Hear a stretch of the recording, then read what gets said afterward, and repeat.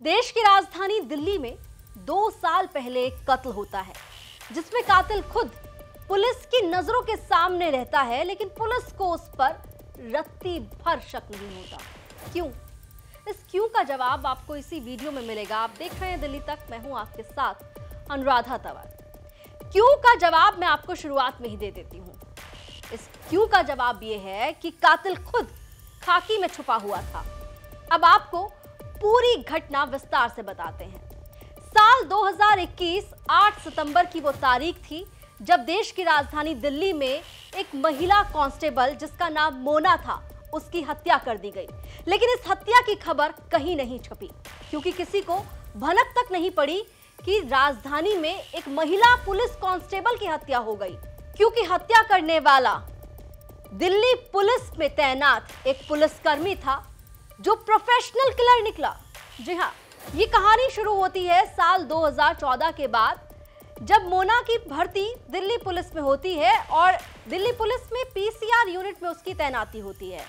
PCR unit में ही सुरेंद्र, जी हां वही सुरेंद्र जिसने मोना का कत्ल किया था, वो भी वहीं पर मौजूद रहता है। दोनों एक दूसरे के संपर्क में आते हैं ड्यूटी के दौरान और फिर मोना सुरेंद्र को डैडा कहती है, उससे अपना पिता समान मानती है। दोनों के बीच में पिता बेटी जैसा संबंध बन जाता है। सुरेंद्र भी मोना को बेटा कहता है, लेकिन सुरेंद्र को समय के साथ मोना से प्यार हो जाता है। लेकिन मोना सुरेंद्र के इन तमाम फीलिंग्स के बारे में अनजान थी। साल 2019 आता है और मोना का सिलेक्शन हो जाता है यूपी पुलिस में सब इंस्पेक्टर के पद पर। मोना दिल्ली पुलिस की नौकरी छोड़ देती है और मुखर्जी नगर में एक पीजी लेकर वहां पर यूपीएससी के लिए तैयारियां शुरू कर देती है। इस बीच सुरेंद्र अपनी भावनाओं का इजहार कर देता है मोना के सामने और मोना ये सब सुनकर दंग रह जाती है, जिसके बाद मोना थोड़ी दूरियां बनाती है, लेकिन सुरेंद्र उस पर शादी बनाने का दबाव बनाने लगता है। मोना इनकार करती है, लेकिन सुरेंद्र अपने नापाक इरादों को कामयाब करने की साजिश रच लेता है। मोना एक दिन सुरेंद्र से इस बारे में अपने परिवार से शिकायत करने की बात सुरेंद्र से कह देती है, जिसके बाद सुरेंद्र शायद डर जाता है और वो मोना को ये यकीन दिलाने की कोशिश करता है कि वो अपने परिवार से मोना को मिलाएगा। आपको बता दें कि सुरेंद्र की शादी हो चुकी थी। सुरेंद्र मोना को अपने घर ले जाता है। मोना को वो एक ऑटो रिक्शा में अलीपुर की तरफ ले जाता है जहां सुरेंद्र का घर था। अपने घर पहुंचने से कुछ देर पहले ही सुरेंद्र ऑटो वाले को वापस जाने के लिए कहता है और ऑटो से मोना को बाहर सड़क पर उतार लेता है और वहीं पर शाम के वक्त एक सुनसान इलाके में ले जाकर मोना को गला दबाकर मार देता है और मोना की लाश को नाले में फेंक देता है और उसके ऊपर पत्थर फेंक देता है ताकि किसी को पता ना चले और मोना का शव भी बाहर तैर कर ना आ जाए। इन तमाम बातों का खुलासा किया है special CP crime Ravindra Yadav ने। इस तरह से उसने नाटकीय अंदाज में उनके फंक्शंस अटेंड करता रहा, उनकी शादियां अटेंड करता रहा और थाने मुखर्जी नगर में जाके बोलता था कि इसको ढूंढो भाई, क्यों नहीं ढूंढ रहे इसको जल्दी से। और उनके फैमिली के साथ इस प्रकार का उसने रेपो बना लिया कि ये तो हो ही नहीं सकता है और उनको उस पर विश्वास रहा और उन्होंने कभी बीच बीच में उनको शक तो होता था कि क्या है ये, मतलब लास्ट सीन इसके पास था, इससे टच में थी, फिर गायब होगी, लेकिन वो इस तरह से नाटक करता रहा। और फिर जो उसने अपने नाटक को आगे बढ़ाने के लिए कुछ और नाटकीय अंदाज में कार्रवाई की, जिसमें क्या किया उसने कि अपने साले को रोप इन किया। साला राविन नाम का है, यही जज्जर सालावास का रहने वाला है। उसको कहा कि तू जगह जगह से कॉल करेगा इसकी फैमिली को और कॉल में इस प्रकार से पेश आएगा कि मैं अरविंद नाम का हूँ और मेरे साथ ये लड़की भाग के आ गई है और मेरे घर वालों से इसको और मुझको दोनों को खतरा है, तो इसलिए हम दोनों को छुप के रहने की ज़रूरत है। आप हमें फोर्स मत कीजिए, हम आपके पास आ जाएंगे कुछ समय बाद, अभी हमारी जान खतरे में, हम पंजाब में हैं, इधर हैं उधर है। इस प्रकार की ये बातें करता रहा और साथ में इसने एक और चालाकी की कि जब इसके साथ ये संपर्क में थी कुछ सालों से, तो इसकी रिकॉर्डिंग कर लेता था वो। तो बाद में जब ये एक दो बार इसने ये भी किया कि फ़ोन पे उसकी आवाज़ सुना देता था जो पहले की रिकॉर्डिंग की हुई थी, कि ये तो बहुत गुस्से में आज, ये तो ये इस प्रकार से है और ये तुमसे बात नहीं करना चाह रही। मतलब इतना ज़्यादा इसने शातिर ढंग से इस मर्डर को किया और फिर आगे बॉडी को भी कंसील कर दिया 2 साल तक। अभी आपने special CP crime Ravindra Yadav का बयान सुना। उन्होंने बताया कि कैसे सुरेंद्र ने एक प्रोफेशनल किलर की तरह ऐसा प्लान बनाया, ऐसी साजिश रची कि खुद पुलिस को समझ नहीं आया कि हत्यारा ये सुरेंद्र है, क्योंकि सुरेंद्र ने अपने इस प्लान में शामिल कर लिया अपने साले रॉबिन को। रॉबिन से सुरेंद्र अरविंद बनकर कॉल कराया करता था मोना के परिवार वालों को। मोना के परिवार वालों को यह बताया गया था कि मोना खुद कहीं चली गई है किसी लड़के के साथ और वो घर वापस नहीं आना चाहती। कुछ मोना के ऑडियो क्लिप्स थे जो एडिट कर कर उसके परिवार को सुनाए जाते थे। एक ऑडियो क्लिप हमारे पास भी है, वो आपको सुनाते हैं। हेलो हेलो, बोलो आप। आ रही आवाज तुम्हें? हेलो, आ रही है, मुझे आ रही है, बोलो आप। अरे क्या आ रही है तुम? ये क्या तरीका यार? कहाँ हो तुम? और ये क्या मैसेज छोड़ा है? तुम्हारा सामान तुम्हारे घर वाले ले गए, विधि और अलंकार आए थे। अपने घर बात कर लो। इतने दिनों बाद कॉल किया है। तुम्हें पता है तुम्हारी मम्मी की तबीयत खराब है, सबको इतनी टेंशन हो रही, गुस्से में सब। अरे मम्मी गुस्सा करेगी यार? नहीं नहीं, दिमाग खराब कर देगी, चिल्लाएगी मम्मी, फिर आने की क्या जरूरत थी, ये थी वो थी।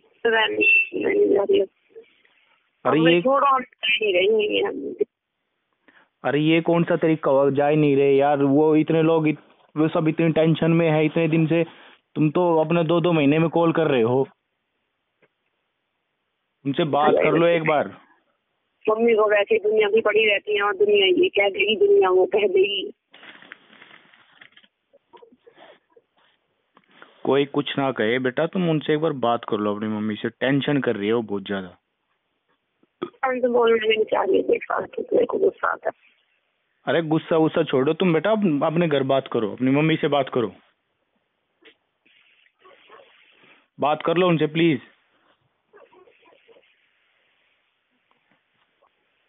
हेलो, मम्मी का फोन आ चाहिए, होल्ड करिए। हाँ होल्ड कर रखा, उनसे बात करो।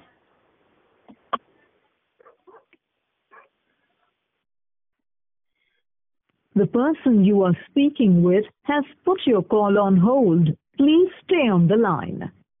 आप जिस व्यक्ति से बात कर रहे हैं उसने आपकी कॉल को होल्ड पर रखा है। कृपया लाइन पर बने रहें। ਤੁਸੀਂ ਜਿਸ ਵਿਅਕਤੀ ਨਾਲ ਗੱਲ ਕਰ ਰਹੇ ਹੋ ਉਹਨੇ ਤੁਹਾਡੀ ਕਾਲ ਹੋਲਡ ਤੇ ਰੱਖੀ ਹੈ, ਕਿਰਪਾ ਕਰਕੇ। Hello hello mummy, hello. Surendra इतना चालाक था कि वो मोना के परिवार वालों को ये यकीन दिलाता रहा कि मोना जिंदा है। वो कभी मोना के एटीएम कार्ड से बैंक में ट्रांजैक्शन करता तो कभी मोना के सिम कार्ड का इस्तेमाल करता और परिवार के लोगों को लगता कि उनकी बेटी जिंदा है। ये सिलसिला यूं ही चलता रहा। दिल्ली पुलिस के पास ये पूरा मामला था। परिवार वाले दिल्ली पुलिस के पास जाकर कई बार ये मिन्नतें करते कि उनकी बेटी का पता लगाइए। खुद सुरेंद्र परिवार के साथ जाकर थाने में पुलिस वालों को फटकार लगाता कि आखिर क्यों उनकी बेटी को वो नहीं ढूंढ पा रहे हैं। एक दिन परिवार के लोगों ने ये पूरा मामला दिल्ली पुलिस कमिश्नर के सामने रखा और कहा कि उनकी बेटी 2 साल से घर नहीं आई है, आप कुछ कीजिए। जिसके बाद पुलिस कमिश्नर ने 2 महीने पहले इस पूरे मामले को क्राइम ब्रांच को सौंप दिया और फिर क्राइम ब्रांच ने पड़ताल शुरू की। उसके बाद क्या हुआ, आप स्पेशल सीपी की जुबानी सुनिए। इन्होंने बैकवर्ड चले गए इसको। इन्होंने क्या किया कि जिस नंबर से वो कॉल करता था अरविंद बन के, एक 74946 से सीरीज़ का नंबर था, तो उस नंबर को इन्होंने ट्रेस करना शुरू किया, जिससे ये कॉल आती थी कि हम लोग घर से भागे हुए हैं और हमारे पीछे मत आइए, हमारे घर वाले बहुत नाराज़ हैं और हम छुप के रह रहे हैं कहीं पे। तो उस नंबर को ट्रेस किया तो वो इशू हो रखा था एक पवन कुमार की आईडी पे। पवन कुमार कोई एग्जिस्ट नहीं करता था, वो फेक आईडी थी, लेकिन इत्तेफाक से उस पर फोटो लगा रखी थी इसने, राविन ने अपनी, राजपाल की। तो उस राजपाल जो है वो राविन जो इसका साला है उसका दोस्त है फर्दर, उससे फोटो लेके उसकी फोटो लगा रही। तो इन्होंने बैकवर्ड उसको इन्वेस्टिगेट शुरू किया और राजपाल को पहले इंट्रोगेट किया। फैमिली काफ़ी दुखी होकर कमिश्नर साहब को 1-2-3 बार पेश हुए और उन्होंने कहा कि हमें लग रहा है कि वो जिंदा है, तो मतलब आए तो सही, कहाँ पे है वो जिंदा। तो उन्होंने क्राइम ब्रांच को अभी 2 महीने पहले इसको ट्रांसफ़र किया और फिर इस टीम ने जुट के इस पर काम किया। तो उस फोटो से राजपाल ट्रेस हुआ। राजपाल को जब लेके आए और वो जब टूटा फाइनली, तो उसने कहा मैंने तो ये राविन के कहने पे किया था। फिर राविन को लेके आए तो फिर सारी कहानी धीरे धीरे खुल गई कि राविन तो इसका ही साला है, सुरेंद्र का। हाँ, सुरेंद्र का साला है। फिर राविन ने कहा कि मैं तो इसलिए कर रहा था कि मेरे को इसने कहा कि मैं तेरी बहन को छोड़ दूंगा और अगर तूने मेरा साथ नहीं दिया, मेरे को एक रिटन स्क्रिप्ट देता था हर बार कि कागज़ पे तुमको केवल इतना बोलना है कि हम ठीक है, इससे आगे कुछ मत पूछिए, मैं ज़्यादा बात नहीं कर सकता हूँ, मैं यहाँ पे अभी घबराया हुआ हूँ। तो कहते कि फ़ोन तुम्हारे को हम कॉल बैक करेंगे, उससे बात करा देना। कि नहीं ये तो मैं किसी और के फ़ोन से बात कर रहा हूँ, क्योंकि मेरा फ़ोन तो वो ट्रेस कर लेगी, मुझे मरवा देंगे वो, ये खाप पंचायत मार दे, मतलब जो तरह तरह की 2-4 कहानी सुना के और वो कर देता था।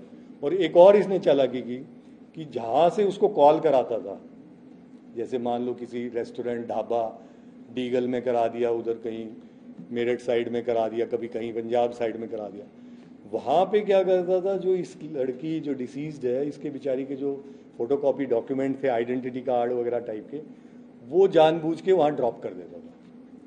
तो कल जब वो पुलिस या इसके घर वाले पूछ के जाते कहाँ से कॉल आई, कहाँ पे था, तो बोला जी एक लड़की आई थी और एक आदमी था और उनके कागज़ ये छूटे थे, तो देखते तो ये तो उसी के कागज़ है, जबकि वो लड़की होती थी कोई hired girl, call girl type की, कि तेरे को 1000 रुपये दिन के देंगे, 2000 तू हमारे साथ चल, शाम को तेरे को वापस दिल्ली छोड़ देंगे।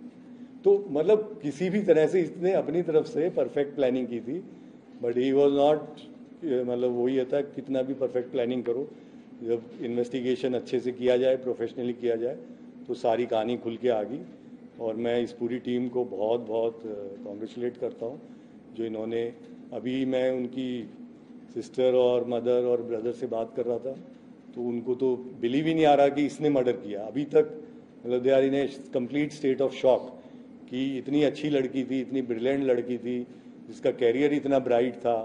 दिल्ली पुलिस तो उसने इसलिए छोड़ दी कि उसको हायर अपॉर्चुनिटीज़ मिल रही थी, सब इंस्पेक्टर सेलेक्ट हो चुकी थी, यूपीएससी में भी उसके चांसेस थे, और इसने अपनी हवस और अपनी उस सब चीज़ों के लिए और एक न केवल एक कैरियर बर्बाद किया बल्कि एक लाइफ को ले लिया और ऊपर से सबको गुमराह करता रहा 2 साल तक। तो आज इसका मतलब अब वो तो वापस नहीं आ सकती, लेकिन एक फैमिली के लिए एक क्लोजर लाने में हमारी टीम सफल हुई है कि किसी प्रकार से वो सच क्या था वो निकाल लिया। अब जो आगे इन्वेस्टिगेशन जो इम्पोर्टेंट है उसमें वो जो स्केलेटल रिमेन्स उसके मिले हैं वहाँ से, उसका हमें डीएनए से मैच कराना है। कनेक्टिंग द डॉट्स करके पुलिस सुरेंद्र तक पहुंच गई और पुलिस के सामने सुरेंद्र ने अपना गुनाह कबूल कर लिया। पुलिस ने शव भी बरामद कर लिया है और अब डीएनए टेस्ट कराया जाएगा। महिला कांस्टेबल की इस हत्या के मामले ने सबको दंग कर दिया है कि आखिर कैसे एक पुलिसकर्मी, एक साथी पुलिसकर्मी जिसके साथ एक पिता जैसे संबंध एक महिला पुलिसकर्मी ने बनाए हों, वो कैसे एक तरफा प्यार कर अपने नापाक इरादों को पूरा करने के लिए किसी की जान ले सकता है। ये मामला दिल्ली पुलिस के लिए भी आंख खोलने जैसा है। इस पूरे मामले को लेकर आप क्या सोचते हैं, कमेंट करके बताइए। दिल्ली से जुड़ी हुई तमाम खबरों के लिए आप देखते रहिए दिल्ली तक।